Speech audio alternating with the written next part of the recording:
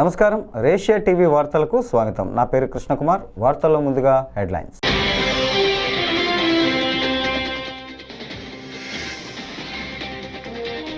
గత 5 ఏళ్లలో జరిగిన విధ్వంసం నాకే అర్థం కావడం లేదు. సీఎం చంద్రబాబు.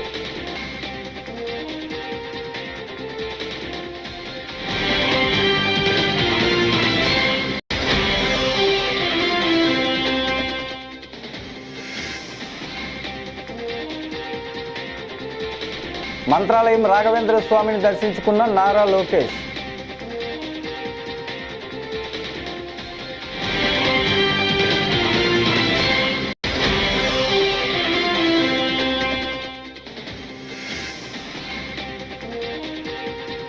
బడ్జెట్లో అన్ని వర్గాలకు ప్రభుత్వం వంచన చేసింది. మాజీ మంత్రి గుడివాడ అమర్నాథ్ ఫైర్.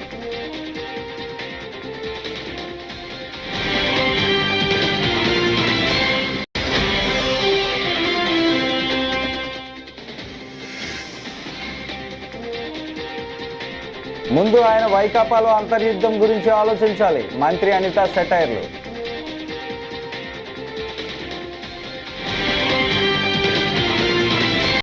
ఇక డీటెయిల్స్ చూస్తే, ఏపీ సీఎం చంద్రబాబు చిత్తూరు జిల్లా గంగాధర నెల్లూరులో ఎన్టీఆర్ భరోసా పింఛన్ల పంపిణీ కార్యక్రమంలో పాల్గొన్నారు. ఈ సందర్భంగా ఏర్పాటు చేసిన ప్రజావేదిక సభలో ఆయన ప్రసంగించారు. పేదల జీవితాల్లో వెలుగు రావాలనేదే తన ఆకాంక్ష అని స్పష్టం చేశారు. గత 5 ఏళ్ల పాటు రాష్ట్రాన్ని విధ్వంసం చేశారు. ఆ 5 ఏళ్లలో జరిగిన విధ్వంసం నాకే అర్థం కావటం లేదు అని వ్యాఖ్యానించారు. అయితే ప్రజలు వెంటనే తెలుసుకుని కూటమి ప్రభుత్వాన్ని తీసుకువచ్చారని చంద్రబాబు అన్నారు. ఈరోజు అందరినీ చూశాను. మీ ఊర్లో అందరికీ సెల్ ఫోన్లు ఉన్నాయి, స్మార్ట్ ఫోన్లు ఉన్నాయి. ఒకప్పుడు 25 ఏళ్ళు 30 ఏళ్లకు మునుపు నేను సెల్ ఫోన్ మాట్లాడితే అందరూ నెగతాళి చేశారు. ఇప్పుడు ఆ సెల్ ఫోన్ లేకపోతే మామూలు పిల్లలు కూడా సెల్ ఫోన్ తోనే పుట్టే పరిస్థితికి వచ్చారు. పుట్టంగానే సెల్ ఫోన్ ఇస్తేనే ఏడు పాపేసే పరిస్థితికి వచ్చారు. అలాంటి పరిస్థితుల్లో మనం ఉన్నాం. ఈ రోజు మీరు చూస్తున్నారు టెక్నాలజీ. మీరంతా ఏం ఆలోచిస్తారంటే టెక్నాలజీ పెట్టుకుని మీ వాళ్ళకి ఎవరికైనా మెసేజ్లు పంపించాలంటే పంపిస్తారు, లేకపోతే ఒక సెల్ఫీ తీసుకుంటారు. నేను వస్తా ఉంటే ఇప్పుడు సెల్ఫీ అనేది మామూలుగా అందరికి అలవాటు అయిపోయింది. కానీ నేను ఆలోచించేది ఆ సెల్ ఫోన్ ద్వారా మీకు మెరుగైన సేవలు ఎట్లా అందించాలో అందించడానికి మీ ముందుకు వస్తున్నాను. అందుకే ఒక వాట్సాప్ గవర్నెన్స్ అన్నాను. మీరు ఏ ఆఫీసుకు పోయే పని లేదు, మీ చేతుల్లోనే ఈ ప్రభుత్వం ఉంటుంది. ఏ పని కావాలన్నా మీ సెల్ ఫోన్ తీసుకొని కొడితే ఆ సర్టిఫికేట్ కావాలన్నా పని కావాలన్నా రికార్డ్ చేసి అధికార యంత్రాంగం జవాబుదారితనంగా పనిచేసే పరిస్థితి వస్తుంది.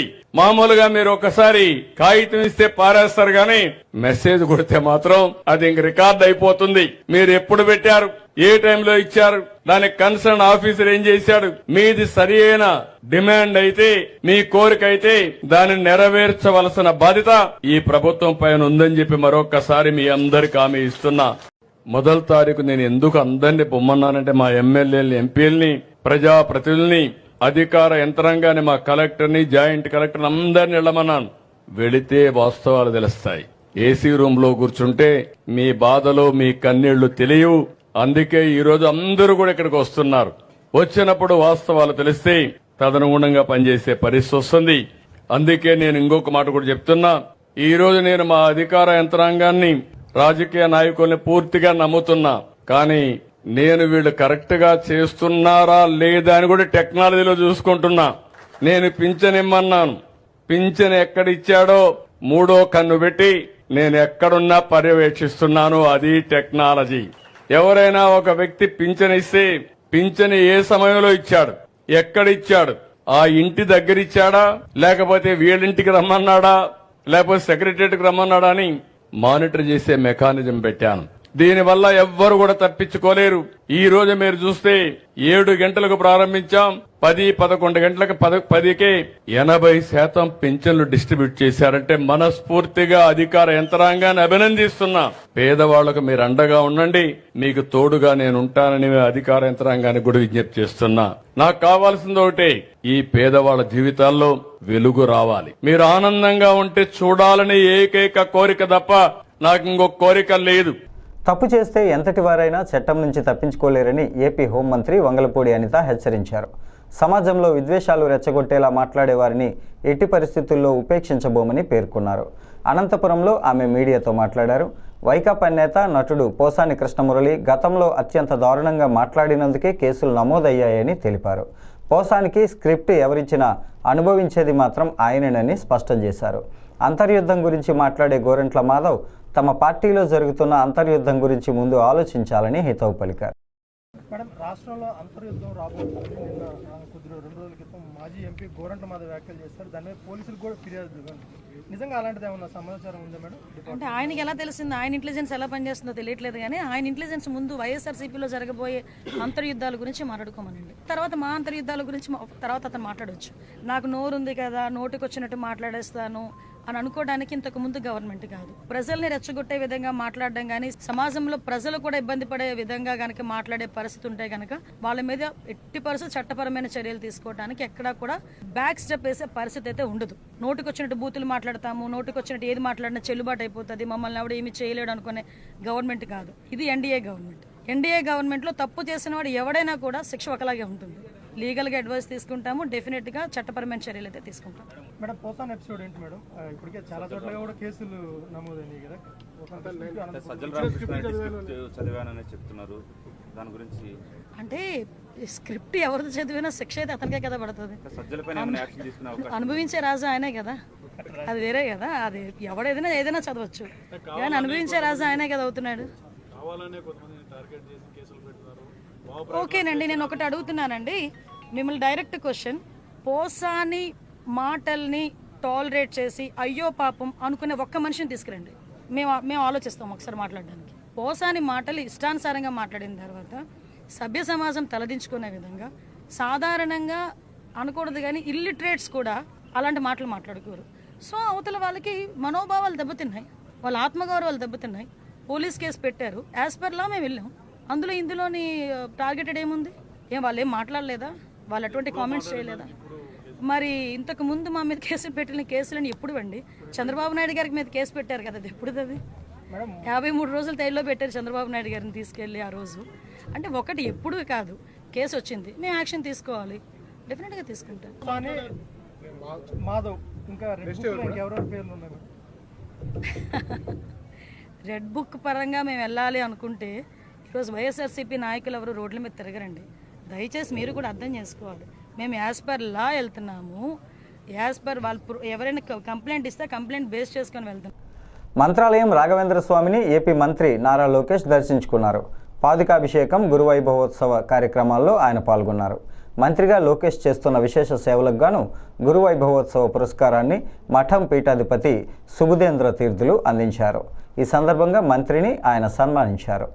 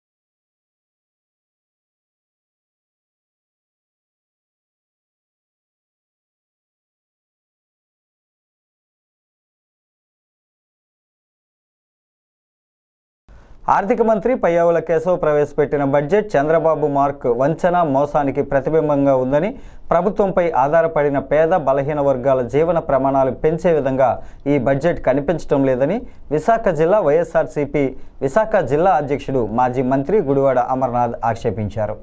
ఏపీ అంటే అమరావతి అన్నట్లు బడ్జెట్లో 6,000 కోట్లు కేటాయించి రాష్ట్రంలో వెనుకబడిన ఉత్తరాంధ్ర, రాయలసీమ ప్రాంతాలకు తీరని అన్యాయం చేస్తున్నారని ఆయన దుయ్యబట్టారు. 2025-26 సంవత్సరానికి సంబంధించి నిన్న ప్రభుత్వం పెట్టినటువంటి బడ్జెట్ దాదాపు 3,22,000 కోట్ల రూపాయలతో నిన్న బడ్జెట్ ప్రవేశపెట్టినప్పుడు రాష్ట్ర ప్రజలు అందరూ కూడా చాలా ఆశగా ఎదురు చూశారు. సహజంగా ఒక ప్రభుత్వం బడ్జెట్ ప్రవేశపెట్టేటువంటి సమయంలో రాష్ట్రంలో ఉన్నటువంటి పేదవారు, ప్రభుత్వం మీద ఆధారపడినటువంటి కుటుంబాలు ఆ బడ్జెట్లో పొందుపరిచేటువంటి కేటాయింపుల్లో ఆ కేటాయింపుల ద్వారా మన జీవితాలు మారుతాయి, మన జీవన విధానం మారుతుంది, మన ప్రాంతాలు అభివృద్ధి చెందుతాయి, మన భవిష్యత్తు బాగుంటుంది అని చెప్పి రాష్ట్రంలో ముఖ్యంగా పేదవారు ఎదురు చూస్తారు. వీటన్నిటికన్నా మించి బడ్జెట్ పెట్టేటువంటి ప్రభుత్వం ఆ ఎన్నికల్లో ఇచ్చినటువంటి హామీలు ఏ రకంగా నిలబెట్టుకుంటున్నారు, ఇచ్చినటువంటి హామీలు నిలబెట్టుకున్నటువంటి క్రమంలో మన భవిష్యత్తు బాగుంటుంది అని చెప్పి ఎదురు చూసినటువంటి రాష్ట్ర ప్రజలకి పూర్తిగా నిరాశ ఎదురైంది అనేటువంటి విషయంలో ఏ రకమైనటువంటి సందేహం లేదు. ఆద్యాంతం బడ్జెట్ ప్రసంగంలో మాట్లాడినటువంటి అన్ని అంశాలని మనం ఒకసారి పరిశీలిస్తే తిరుమల శ్రీవారిని సినీ నటి మెహరీన్ దర్శించుకున్నారు. శనివారం వేకువజామున శ్రీవారి సుప్రభాత సేవలో ఆమె పాల్గొన్నారు. టీటీడీ అధికారులు ఆమెకు స్వాగతం పలికి దర్శన ఏర్పాట్లు చేశారు. దర్శనం అనంతరం ఆమెకు రంగనాయకుల మండపంలో పండితులు ఆశీర్వచనం చేసి స్వామివారి తీర్థ ప్రసాదాలను అందజేశారు.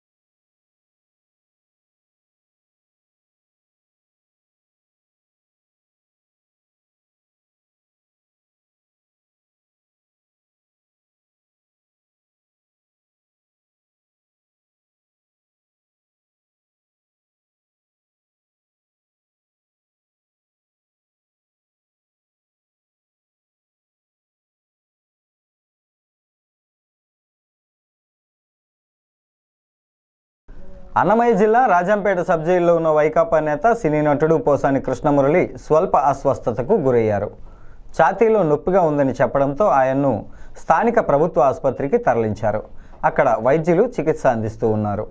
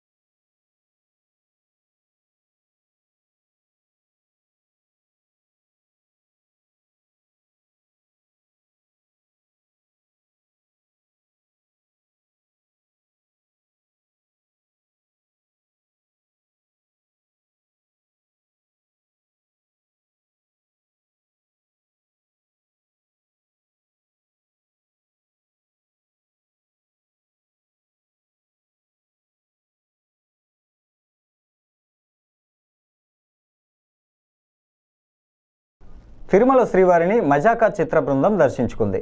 శనివారం వీఐపీ ప్రారంభ విరామ దర్శన సమయంలో నటుడు సందీప్ కిషన్, దర్శకుడు త్రినాథరావు, రాజేష్ దండా తదితరులు స్వామివారి సేవలో పాల్గొన్నారు. టీటీడీ అధికారులు వీరికి కూడా స్వాగతం పలికి దర్శన ఏర్పాట్లు చేశారు. దర్శనం అనంతరం రంగనాయకుల మండపంలో వీరికి పండితులు ఆశీర్వచనం చేసి స్వామివారి తీర్థ ప్రసాదాలను అందజేశారు.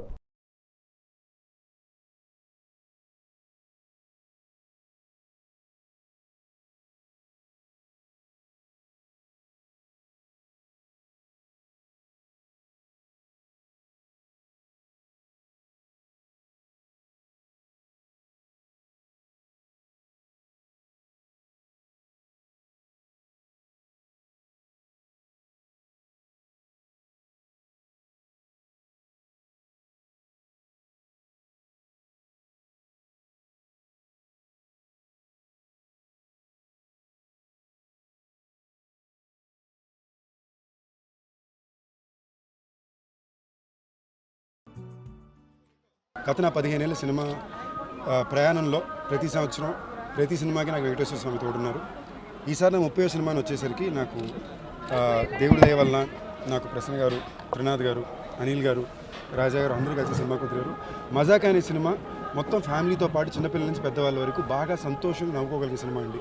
ఒక బూతో, ఒక చెడు సీనో, ఒక చెడు ఫ్రేమో కూడా లేకుండా అందరూ సరదాగా ఎంజాయ్ చేసుకోగలిగే సినిమా. నేను లోపలికి తిరుపతి వచ్చి కొండ ఎక్కువ వచ్చానండి. ఎక్కి కింద నుంచి పైకి వచ్చేదాకా, గుడి నుంచి బయటకు వచ్చే వరకు అట్లీస్ట్ 200 మంది సినిమా చూసిన వాళ్ళు కంగ్రాచులేషన్, సినిమా చాలా బాగుందని చెప్పారు. అదే స్వామి ఇచ్చిన అతిపెద్ద ఆశీస్సులు నేను నమ్ముతున్నాను. వెంకటేశ్వర స్వామి ఆశీస్సులు, మీ ప్రజల ఆశీస్సులు ఎప్పుడు తోడుండాలి. మజాకా సినిమా తప్పకుండా థియేటర్కి చూడండి, మీ ఫ్యామిలీతో పాటు చూడండి. మీ అందరికీ బాగా నచ్చే సినిమా అవుతుందని నేను గట్టి నమ్మకం. Love you. ఇప్పుడు మజాకా అయిపోయి రిలీజ్ ఉంది కదా, నెక్స్ట్ బైలింగ్వల్ షూట్ చేస్తానండి. మన తలపతి విజయ్ గారు ఉన్నారు కదా, వాళ్ళ సన్ జేసన్ సంజయ్, అతని డైరెక్షన్ డెబ్యూ, ఇంకా టైటిల్ పెట్టలా, షూటింగ్ మొదలైపోయింది. బట్ ఫస్ట్ మజాకా థియేటర్ని శుభ్రంగా అందరూ చూడండి. అన్నిటికన్నా ఇంపార్టెంట్ ఏంటంటే ప్రతి దాంట్లో చెడు మంచి ఉంటుంది, అలాగే సినిమా ఇండస్ట్రీ కూడా చెడు మంచి ఉంటుంది. అలాగే మా సినిమాకి కూడా 80% చాలా మంచి ఉంది, 20% చెడు ఉంది. ఆ చెడుని దాటి మంచిగా వెళ్ళాలంటే మీ సపోర్టు, దేవుడి సపోర్టు కావాలి. ఇక్కడికి వచ్చాం. Thank you. కూటమి ప్రభుత్వం ప్రవేశపెట్టిన బడ్జెట్ అబద్ధాల కుప్పగా, చంద్రబాబు మోసాలకు ప్రతిరూపంగా ఉందని వైఎస్ఆర్సీపీ రాష్ట్ర అధికార ప్రతినిధి మాజీ ఎంపీ మార్గాని భరత్ ఆక్షేపించారు. ఎన్నికల ముందు చంద్రబాబు చెప్పిన మాటలకు ఇప్పుడు కేటాయింపులకు పొంతన లేకుండా బడ్జెట్ రూపొందించారని, ఇదంతా సూపర్ 6 పథకాల అమల్లో ప్రజలను మోసం చేయడంలో భాగమే అని ఆయన ఆరోపించారు. తల్లికి వందనం, అన్నదాత సుఖీభవ పథకాలకు అరాకొర నిధులు కేటాయించడం చూశాక వాటిని కూడా క్రమంగా అమలు చేయరన్నది స్పష్టమవుతోందని చెప్పారు. మౌర్యుడి కింద పోల్చాడు. అంటే కౌటిల్యుణ్ణి అనుసరించి చంద్రగుప్త మౌర్యుడు ప్రజలకి చాలా గొప్పగా చేశాడు. అది పురాణం, ఓకే, బాగానే ఉంది. ఆయన చెప్పిన అంశం ఏంటంటే సామాన్యుడు సంక్షేమమే తన సంక్షేమంగా భావించాడు చంద్రగుప్త మౌర్యుడు అని చెప్తా ఉన్నాడు. నేను ఇవాళ అడుగుతా ఉన్నా, ఇవాళ మీరు 2వ సంవత్సరం బడ్జెట్ మీరు ప్రవేశపెడతా ఉన్నారు కదా, మరి సామాన్యుడి యొక్క సంక్షేమము మీరు సూపర్ 6 హామీలు కదా ఇచ్చారు. సూపర్ 6 హామీలకి నిమిత్తము మీరు బడ్జెట్లో ఎందుకు ప్రవేశపెట్టలేదు అని నేను ఇవాళ సూటిగా ప్రశ్నిస్తూ ఉన్నాను ప్రభుత్వాన్ని. ఇప్పుడు మీరు సూపర్ 6 హామీలు 6 హామీలు అని చెప్పి ప్రతి ఇంటింటికి కూడా వెళ్ళి ఓదరగట్టారు. ఏమని చెప్పుకున్నారండి ఆయన? ప్రతి ఇంటింటికి కూడా వెళ్ళి ఏమని చెప్పాడనంటే రైతులకి అన్నదాత సుఖీభవ కిందన 20,000 రూపాయలు ఇస్తానని చెప్పాడు. మరి 20,000 రూపాయలు లాస్ట్ బడ్జెట్లో కూడా పెట్టారు వీళ్ళు. బడ్జెట్లో అంకిల గారెడి బాగానే ఉంది, కానీ ఇవాళ మీరు లాస్ట్ బడ్జెట్లో 20,000 రూపాయలు ప్రతి రైతన్నకి ఇస్తాను, 55 లక్షల మంది రైతన్నలు ఉన్నారు కదా, మరి లాస్ట్ బడ్జెట్లో పెట్టింది మీరు ఎందుకు ఇంప్లిమెంట్ చేయలేదని వాళ్ళు మేము ప్రశ్నిస్తున్నాం. అసలు ఈ బడ్జెట్ దేనికి అని అడుగుతా ఉన్నా. మీరు లాస్ట్ బడ్జెట్లో పెట్టారా లేదా? రైతన్నలకు అందరికీ కూడా అన్నదాత సుఖీభావ కిందన 20,000 రూపాయలు ఇస్తానని పోయినసారి బడ్జెట్ 2024-25లో పెట్టినప్పుడు మీరు ఎందుకు ఇంప్లిమెంట్ చేయలేదని వాళ్ళు మేము ప్రశ్నిస్తున్నాం. ఈ బడ్జెట్ దేనికి?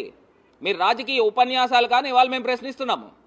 ఇవాళ మళ్ళీ దాన్ని కొనసాగింపు కిందన మరి ఈ సంవత్సరం కూడా 2వ సంవత్సరం కూడా మీరు పెట్టారు. ఆ 2వ సంవత్సరంలో పెట్టింది మీరు కేటాయింపులు ఇచ్చింది కేవలము 6,300 కోట్ల రూపాయలు. 55 లక్షల మంది రైతులు ఉంటే మీరు 20,000 చొప్పున మీరు చూసుకుంటే సుమారుగా 11,000 కోట్లు అవుతా ఉంది. ఎక్కడికి వెళ్ళిపోతా ఉంది ఈ డబ్బు?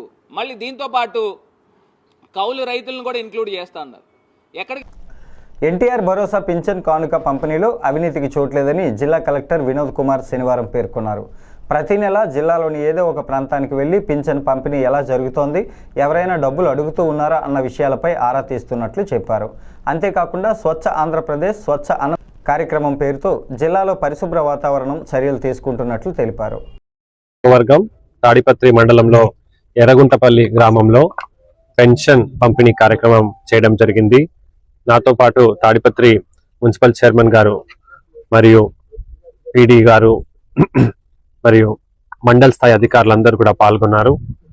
2-3 ఇళ్ళకి మనము ఇవ్వడం జరిగింది. ఇప్పుడు ఉన్నటువంటి ఫీడ్బ్యాక్ ఏంటంటే జిల్లాలో మాత్రమే కాదు రాష్ట్రంలో కూడా పెన్షన్ పంపిణీ చేస్తున్నటువంటి వాళ్ళలో అవినీతి ఏంటంటే వాళ్ళు డబ్బు తీసుకోవడం అనేది ఉండకూడదు, మరియు ప్రవర్తన అనేది సానుకూలంగా ఉండాలి. సో ఈ 2 అంశాల గురించి కూడా నేను అడిగి తెలుసుకోవడం జరిగింది. దాని తర్వాత స్వచ్ఛ భారత్ స్వచ్ఛ ఆంధ్రప్రదేశ్ స్వచ్ఛ అనంత కార్యక్రమంలో మనము SWPCs అంటే సాలిడ్ వేస్ట్ ప్రాసెసింగ్ సెంటర్స్ ని ఏర్పాటు చేస్తున్నాము గ్రామంలో. దాన్ని కూడా పరిశీలన చేయడం జరిగింది. అలాగే లిక్విడ్ వేస్ట్ అంటే నీళ్లు, మురుగు నీళ్లుని మనం ఎలా చేయాలంటే దానికి ఒక ఉపాయం ఏంటంటే ఇండివిజువల్ సోక్ పిట్ అంటే ఇంటింటికి ఒక ఇంకుడు గుంత అనేది మనం చేయడం జరిగింది. దాన్ని కూడా ఇనాగ్రేషన్ చేయడం జరిగింది. అలాగే అనంతపురం జిల్లాలో అతి ఎక్కువ ప్లాంటేషన్ చేయాలని గత 1 సంవత్సరం నుంచి దీనిపైన శ్రమం పెడుతున్నాము. సో ఫారెస్ట్ డిపార్ట్మెంట్ కి NREGS కింద నర్సరీస్ కూడా శాంక్షన్ చేయడం జరిగింది. దాని పని ఎలా జరుగుతూ ఉంది అని ఈ రోజు కూడా వచ్చి చూడడం జరిగింది. ముఖ్యంగా ఈ ప్రాంతంలో చాలా ముఖ్యమైన ఒక ప్రాజెక్ట్ వస్తూ ఉంది, NH 544D. ఈ హైవేలో ఉన్నటువంటి భూసేకరణ సమస్యలంతా కూడా గత కొన్ని నెలల్లో స్వయంగా అద్దంకిలోని అంబేద్కర్ భవనం నందు MRPS MSP అనుబంధ సంఘాల ఆధ్వర్యంలో శనివారం మాదిగ అమరవీరుల దినోత్సవ కార్యక్రమాన్ని నిర్వహించారు. ఈ కార్యక్రమంలో అద్దంకి నియోజకవర్గ అధ్యక్షుడు తేళ్ల శ్రీనివాసరావు పాల్గొని మాట్లాడారు. జాతి కోసం అమరవీరులైన వారి ఆశయాలను మనస్ఫూర్తిగా తీసుకోవాలని శ్రీనివాసరావు పేర్కొన్నారు. వారి ఆశయ సాధనకు మందకృష్ణ మాదిగ అలుపెరగని పోరాటం చేస్తున్నాడని ఆయన చెప్పారు. మాదిగల అమరుల దినోత్సవంగా వారి నివాళులర్పించడం కోసం రాష్ట్ర వ్యాప్తంగా మందకృష్ణ మాదిగ గారి నాయకత్వంలో ఈ కార్యక్రమం చేస్తున్నాం. వారికి మాదిగ అమరులకి ఘనంగా నివాళులర్పించడం జరిగింది. వారి యొక్క ఆశయాలను, వారి యొక్క ఆలోచన విధానాన్ని మాదిగ ప్రజలకు తీసుకుని వెళ్ళి వారిని చైతన్యపరిచి మందకృష్ణ మాదిగ గారి నాయకత్వంలో వారి యొక్క ఆలోచన విధానాన్ని మాదిగ అమరవీరులకి ఈ యొక్క ఎస్సీ వర్గీకరణ ఉద్యమాన్ని అంకితం చేయడం కోసం మేమందరం వాళ్ళ కుటుంబానికి వారి యొక్క ఆలోచన విధానాన్ని మందకృష్ణ మాదిగ గారి నాయకత్వంలో పనిచేయడమే సిద్ధంగా కాబట్టి వారి యొక్క ఆలోచన విధానాన్ని వారి యొక్క ఎస్సీ వర్గీకరణ ఉద్యమంలో అసలు బాసినటువంటి మన సురేంద్ర దామోదరంలో 11 మంది మాదిగ వీరులకి ఘనంగా నివాళులర్పిస్తూ అద్దంకి నియోజకవర్గం తరపున MRPS MSP MEF తరపున కూడా ప్రత్యేకంగా వారికి మేము ఘనంగా నివాళులర్పిస్తున్నాము. ఈ విధంగా ప్రతి సంవత్సరం మార్చి 1న మాదిగల అమర దినోత్సవాన్ని మేము ఘనంగా మాదిగల యొక్క వారికి వారి ఆ వీరులకి మేము న్యాయం చేస్తామని కూడా వారికి నివాళులర్పిస్తాం కూడా ఈ సందర్భం తెలియజేసుకుంటూ వాళ్ళకి ఘనంగా నివాళులర్పిస్తున్నాం. జోహార్ డాక్టర్ బిఆర్ అంబేద్కర్, జోహార్ డాక్టర్ బాబు జగజ్జీవన్ రామ్, జోహార్ మాదిగ మన వీరులు, జోహార్ మాదిగ మన వీరులు, వర్ధిల్లాలి మందకృష్ణ మాదిగ నాయకత్వం. మరి ఈ కార్యక్రమానికి వచ్చిన నియోజకవర్గ ఇన్ఛార్జీలు, మరి గ్రామ స్థాయి అధ్యక్షులు, మరి మండల స్థాయి నాయకుడికి ప్రతి ఒక్కరికి నా నమస్కారాలు. ఈరోజు మరి అమరవీరులు అంటే మాదిగ జాతికి మరి అంకితమై మరి కులమే నా యొక్క దైవంగా భావించి కృష్ణన్న కోసం, MRPS కోసం ఈరోజు మనం అందరం మాదిగలను చెప్పుకోవడానికి కారణం మన అమరులైన వారి యొక్క త్యాగ ఫలమే ఈరోజు మన మాదిగ జాతికి అంకిత భావంతో MRPS కూడా సాధించుకొని మరి వారి పుణ్యం వల్లనే సాధించుకొని కృష్ణాన్ని అడుగుతాడన్న కార్యక్రమాలన్నీ జరుగుతుంది. ఆయన ఏ రోజు పిలిపిస్తే ఆ పిలుపుని అద్దంకి నియోజకవర్గంలో అద్దంకి మండలంలో కార్యక్రమం జరపడానికి మేమందరం ముందంచెలో ఉంటామని కోరుకుంటూ ఇట్లు జై మందకృష్ణ, జై మందకృష్ణ. వల్లూరు మండలం గోటూరు సమీపంలో కడప వండర్లాను సినీ నటి మెహరీన్, నిధి అగర్వాల్, కమలాపురం ఎమ్మెల్యే పుత్త కృష్ణ చైతన్యరెడ్డి, టీడీపీ రాష్ట్ర ఉపాధ్యక్షుడు పుత్త నరసింహుల్ రెడ్డి కలిసి ఘనంగా ప్రారంభించారు. శనివారం నూతనంగా ఏర్పాటు చేసిన కడప వండర్లాను ప్రారంభించారు. ఈ సందర్భంగా ఎమ్మెల్యే మాట్లాడుతూ కమలాపురం నియోజకవర్గంలో వండర్లాను ఏర్పాటు చేసిన మహమ్మద్ అలీని ప్రత్యేకంగా అభినందించారు.